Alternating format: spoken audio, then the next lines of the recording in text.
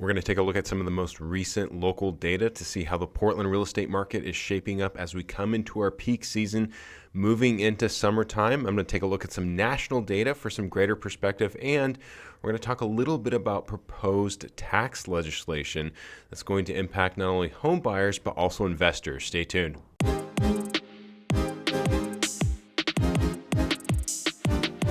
Hey everyone, welcome back to the channel. I'm your host, Seth Marchant, licensed real estate broker in the state of Oregon and Washington. Or if you're new to this channel, living in Oregon, we show you what it's like to live here. We've got over 200 videos as I'm shooting this on our channel. We release new videos every single week. Most of our videos are really getting you familiar with the area, taking you through the neighborhoods, taking you through the city. We do videos like this where we kind of cover data and market conditions about once a month. So if you want to see more videos about what it's like to live here, if you want to learn a little bit more about the real estate market, make sure and subscribe to this channel.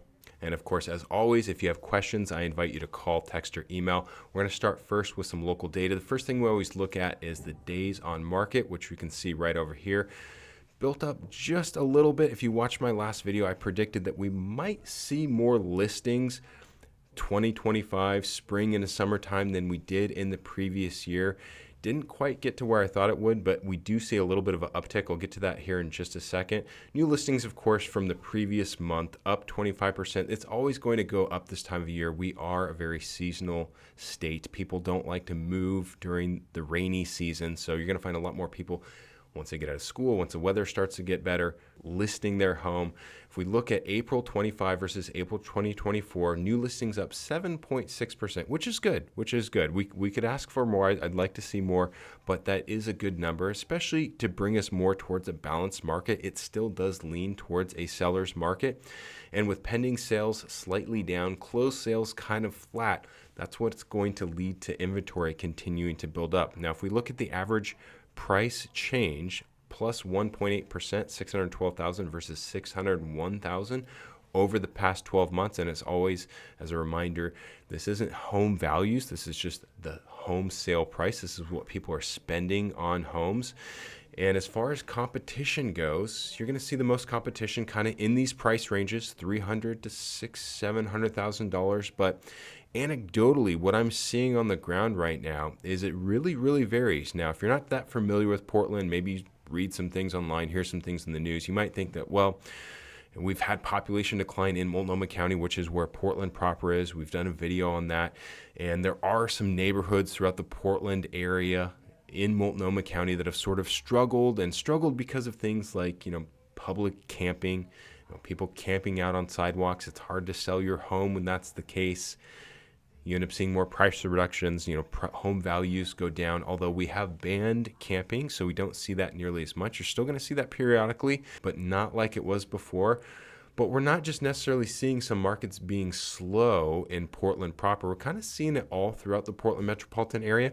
And simultaneously, we're also seeing some areas that are very competitive where there's multiple offers. So more than ever, as they say, real estate is local, location.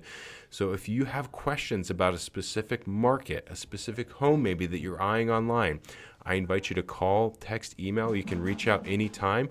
We're going to run through a little bit more of the local data before we get to some national data for a greater perspective. Active listings, like we just saw with the 3.1 months of inventory, higher than it's been in previous years. New listings slightly up, pending sales kind of where they've been for the past couple of years. Same with closed sales. Average hold time on market, that's always going to go down this time of year because, like I mentioned, we are a very seasonal state. People are going to more buyers are going to come out this time of year, which is going to lead to homes sitting on the market for a shorter amount of time. And then this next number is always interesting to people. Average sold price change. So where homes actually ended up after they get listed. Right now, the orange line, right in between 0% and 0.5%. So call it 0.25%. So sellers are getting about 0.25% less when they sell their home than where they listed their home. Average square footage, because this does factor into, again, home sale prices don't always necessarily equate exactly home values. Of course, these things correlate, but sometimes people are just spending more money or less money. In a lot of cases, people are spending less money these days with rates being higher. but your average square footage right about where it's been for the past few years, although the average price per square foot, same as it was last year, but about $10 more per square foot from 2 years ago. Now, one thing that's also going to be interesting, just a few more data points to look at here, condos. If you're somebody that's thinking about buying a condo, it's definitely leaning more towards a buyer's market right now. The orange line is sold, the blue line is active, so condo inventory is really building up. So all of you sellers out there, it's more important than ever to be competitive to attract those buyers. All of you buyers out there, you've got a lot to choose from, and so you've got a lot of leverage to get sellers to concede things to you right now. And then finally, I just want to show you a quick overview of the Portland, Vancouver area. And like we saw at the very top, for Portland in general, just over $600,000. But if you look at places like Northeast Portland, Southeast Portland, well under that. Northeast Portland, $511,000. Southeast Portland, $450,000. And that's where you see some of the stuff that I mentioned too, with people camping and kind of driving down home values. Now, we've seen a lot of competition, specifically in West Portland, a lot of homes getting multiple offers.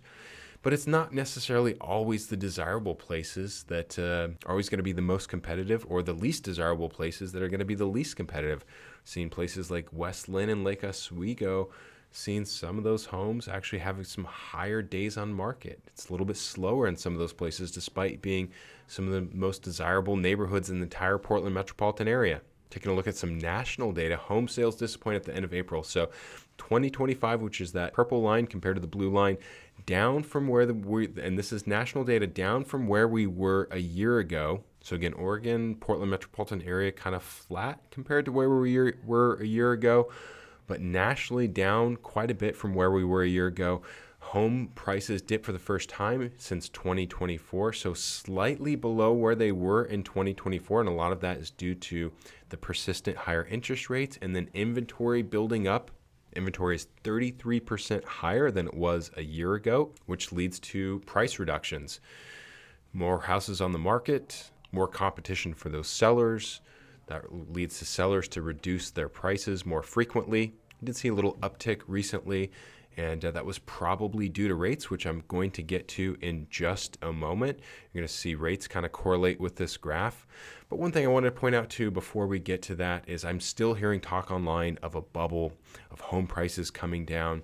You've probably heard me talk about this quite a bit if you've watched my videos over the past couple of years, but there's nothing happening right now that's similar to 2006. What happened in 2006 was a lot of people, in some cases, people took out multiple mortgages that had variable interest rates, meaning their interest rate after, say, like a year or 2 years went up, and it went up so much so that they could no longer afford the home. This happened to a lot of people, which caused people to foreclose or to distress sell, and it caused the market to have a flood of homes, and all of a sudden there's more homes for sale than there are buyers, which leads home prices to be driven down, which is this big, huge dip that you see right here. Now, there's legislation created by the government to prevent some of these things, so you don't see the variable rates like you did before, but also, if you follow the real estate market since lockdown, since 2020, home values went up 20% year over year from 2020 to 2021, and then another 20% from 21 to 2022. So anybody that bought back then, people have a ton of equity in their homes. So even if you did have to distress sell, there's going to be more options out there for sellers right now than there was a couple of decades ago.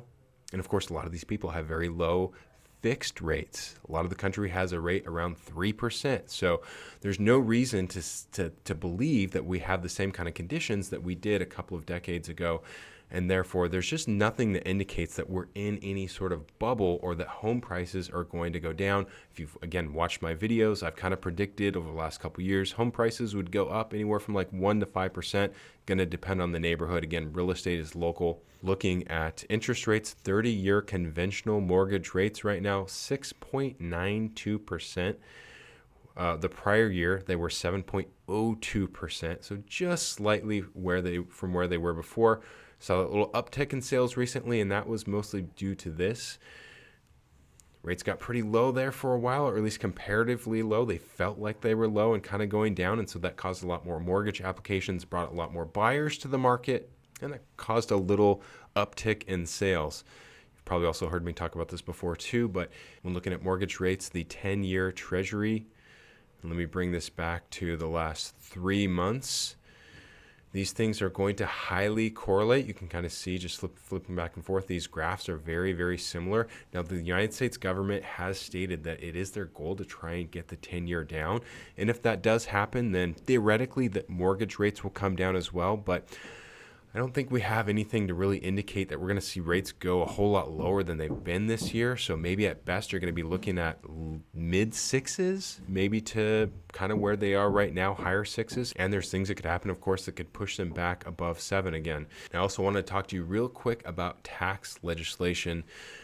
SALT. So SALT is state and local taxes. The Tax Cut and Jobs Act of 2017 capped it out at $10,000 deduction. And where this pertains to real estate is property taxes. Also pertains to people moving from outside of the state, from Oregon, not from California necessarily, but from a lot of other states. Oregon has some of the highest state income tax, and specifically Multnomah County, which is where Portland is, has some of the highest income taxes in the entire country. So there's been a bill that's passed the House that's going to go through the Senate soon. That proposes raising this cap from $10,000 to $30,000. So that's going to help homeowners or people purchasing a home, or maybe people just moving to Oregon that aren't used to that higher income tax. Now, if nothing happens, it's actually going to expire December 31st of 2025, and there will be no cap. So I think worst case scenario, it's going to be capped at $30,000. Best case scenario, there is no cap again. So this is going to make it more affordable for people to buy homes. And then I mentioned also to investors.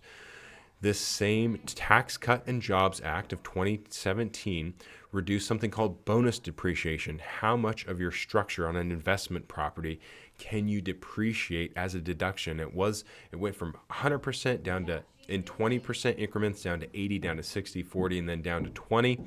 Whereas there's some new legislation that I believe is going to hit the House in just a couple of days. If it makes it through the House, it will go through the Senate. That would bring bonus depreciation back to 100%. So if you're an investor, that's very, very welcome news. Now, if you're somebody that's maybe not an investor and you're thinking, oh, great, more investors. Well, I will tell you, because I do read a lot of these things online of people, and probably rightfully so, being worried about, complaining about investors buying up all the homes. And I agree. It's not a healthy market to have investors own and purchasing a big chunk of the homes in this country. Although the last couple of years, when you look at the data, investors really only make up about 1%, whether you're talking mom and pop, which is like 1 to 5 investment properties, or institutional investors, which is like 500 to 1,000 properties. They only make up about 1% of transactions. So if you're a buyer and you're worried about this creating more competition for you, I wouldn't anticipate that. It probably really won't make a dent in like the day-to-day or the actual experience for a home buyer just buying their primary dwelling. So I wouldn't worry too much about that. Now, if you have questions about these things, whether you're a first-time buyer, a move-up buyer, an investor, I am not a CPA. Reach out to your CPA with any of these questions regarding taxes. But if you have questions about buying a home, I invite you to call, text, email.